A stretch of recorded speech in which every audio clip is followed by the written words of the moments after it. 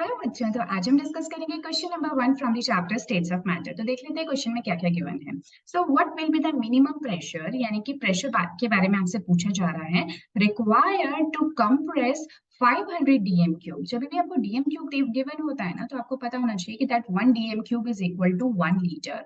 और आप जानते हो कि डीएम डीएम का मतलब हो गया डेसीमीटर क्यूब। ये वैसे ही है जैसे कि हम सेंटीमीटर क्यूब लिखते हैं। तो आपको ये भी बता दो कि जो 1 सेंटीमीटर क्यूब होता है ना, वो 1 ml के इक्वल होता है। तो ये दो रिलेशंस आपको डेफिनेटली पता होना चाहिए। तो बेसिकली किसको रिप्रेजेंट करते हैं? ये रिप्रेजेंट करते हैं वॉल्यूम को। ठीक है, तो आप लोगों को जो वॉल्यूम है वो पहले 500 लीटर तक है, जो कि कंप्रेस होकर बाद में कितना हो गया, 200 डीएम क्यूब हो गया एट अ प्रेशर, मतलब कि जब इनिशियली 1 बार प्रेशर था। और आप थ्रू आउट द प्रोसेस आपको टेम्परेचर जो है वो सेम ही मेंटेन किया गया है, दैट इज 30 डिग्री सेल्सियस। तो क्वेश्चन थोड़ा सा समझ लेते हैं। क्वेश्चन में देखो ये है कि 30 डिग्री सेल्सियस का टेम्परेचर हमने लिया।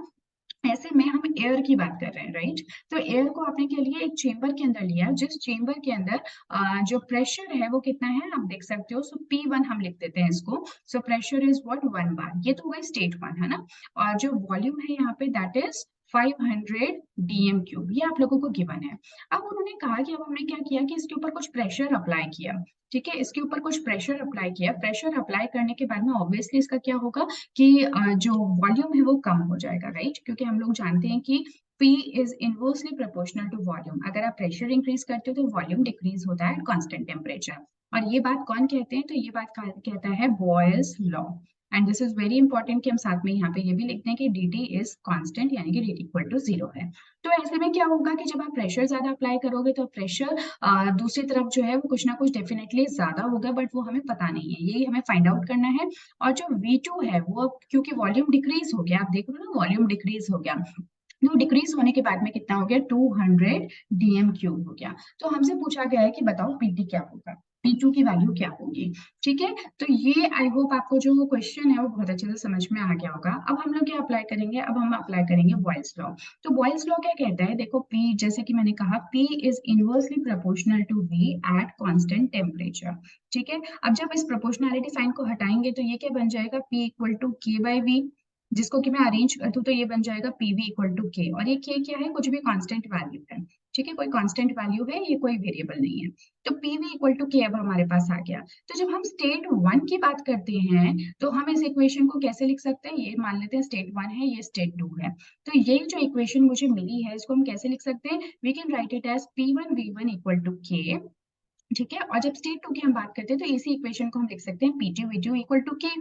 ठीक है, क्योंकि ये एक ही सिस्टम की दो अलग अलग स्टेट्स हैं जिसमें कि हम क्या करें, प्रेशर को थोड़ा सा बढ़ा दे रहे हैं, उसके बाद में वॉल्यूम में कुछ चेंज आ रहा है, राइट।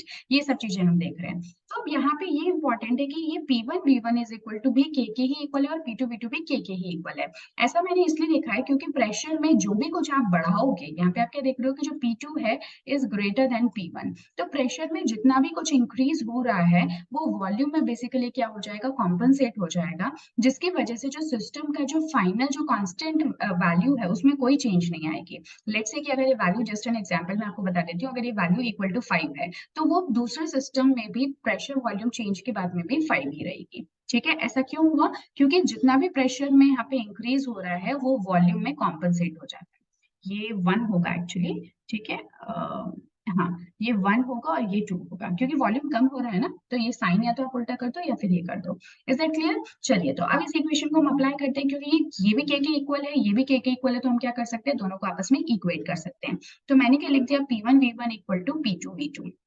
अब हमें क्या नहीं पता है क्वेश्चन में, तो हमें P2 को फाइंड आउट करना है। तो मैं P2 के लिए इस इक्वेशन को लिख लेती हूँ। So this will be P1V1 by V2। So I hope आपको जो क्वेश्चन है वो समझ में आ गया होगा कि हम, क्योंकि फॉर्मूला तो देखो आप सबको आता होगा, लेकिन क्वेश्चन को समझना बहुत इंपॉर्टेंट है। देखो P1 की वैल्यू आपको कितनी गिवन है, तो P1 की वैल्यू हमारे पास में 1 बार है।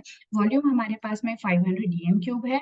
और जो वॉल्यूम 2 है मेरे पास वो है 200 डीएम क्यूब। तो बस सिंपली आपको इसको सॉल्व कर लेना है। जब सॉल्व करोगे तो बड़ा सिंपल सा यहाँ पे आंसर आ जाएगा आपका 200 बार, क्योंकि 0 0 कैंसिल हो जाएंगे, दिस विल बी 5/2। तो इसका मतलब कि जो मेरा बाद में जो प्रेशर इंक्रीज हुआ है that you can see is what, 2.5। ये पहले 1 बार था, 1 बार से ये 2.5 बार हो गया।